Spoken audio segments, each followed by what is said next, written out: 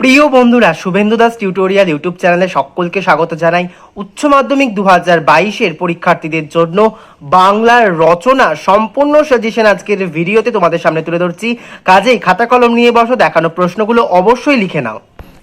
বন্ধুরা, চলে এসেছি মূল আলোচনায়। এইচএস 2022 বাংলা রচনা সাজেশন। তোমাদের 4 ধরনের রচনা পরীক্ষাতে এসে থাকে, তার মধ্যে যে কোনো একটা লিখতে হয়, 10 নাম্বার বরাদ্দ থাকে এর জন্য। প্রথমে যেটা থাকে সেটা হচ্ছে মানস মানচিত্র অবলম্বনে প্রবন্ধ রচনা, ঠিক আছে। 2 নম্বরে যেটা থাকে বিষয়ের গভীরে প্রবেশ করে প্রবন্ধ রচনা। 3 নম্বরে থাকে বিতর্কমূলক রচনা এবং 4 নম্বরে থাকে জীবনীমূলক রচনা।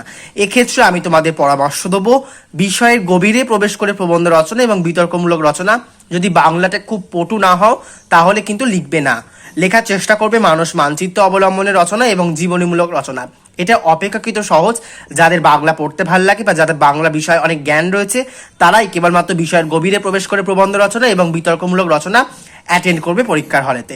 এবার চলে আসি মানস মানচিত্র অবলম্বনের রচনা থেকে কি কি রচনা এবার 2022-এর জন্য ভীষণ গুরুত্বপূর্ণ। প্রথমে রয়েছে শিক্ষা বিস্তারে গণমাধ্যমের ভূমিকা চূড়ান্ত গুরুত্বপূর্ণ 2022-এর জন্য। 2 নম্বর উন্নয়ন বনাম পরিবেশ, অথবা আসতে পারে অরণ্য ও অরণ্য প্রাণী সংরক্ষণ। দুইভাবেই আসতে পারে, উন্নয়নের সাথে পরিবেশের সম্পর্ক এবং অরণ্য ও অরণ্য প্রাণী সংরক্ষণ। এখানে তোমাদের ছক করে দেয়, সেখান থেকে তোমাদের হেডিং থেকে লিখতে হয় রচনাগুলো। এক্ষেত্রে অনেক পয়েন্ট তোমাদের দিয়ে দেয় পরীক্ষার প্রশ্নপত্রে, সেখান থেকে তোমাদের পয়েন্ট নির্বাচন করে করে ভূমিকা, তারপর যা যা রচনাতে লিখতে হয় সেই রকম ভাবে তোমাদের কিন্তু রচনাগুলো লিখতে হয়। 10 নাম্বার থাকে। 3 নম্বরে যেটা পড়বে বিজ্ঞানের জয়যাত্রা, অথবা বিজ্ঞান বনাম কুসংস্কার, অথবা দৈনন্দিন জীবনে বিজ্ঞান। যে কোনোভাবে বিজ্ঞান ভিত্তিক একটা আসার সম্ভাবনা থাকে প্রতি বছরই, কাজে বিজ্ঞানটা একটু ভালো করে দেখতে কিন্তু ভুলে যেও না। এবং শেষ রয়েছে যেটা দেশ গঠনে ছাত্র সমাজের ভূমিকা। এই 4টে যদি প্রবন্ধ রচনা মানস মানচিত্র অবলম্বনে তোমরা প্র্যাকটিস করেছো, এখান থেকে একটি প্রশ্ন তোমরা অবশ্যই এখান থেকে কমন পাবে।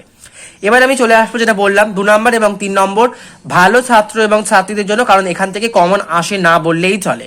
এবার আমি আসবো জীবনীমূলক রচনা। জীবনীমূলক রচনা থেকে যেটা পড়বে সেটা হচ্ছে দেশনায়ক সুভাষচন্দ্র বসু, খুব গুরুত্বের সাথে পড়বে।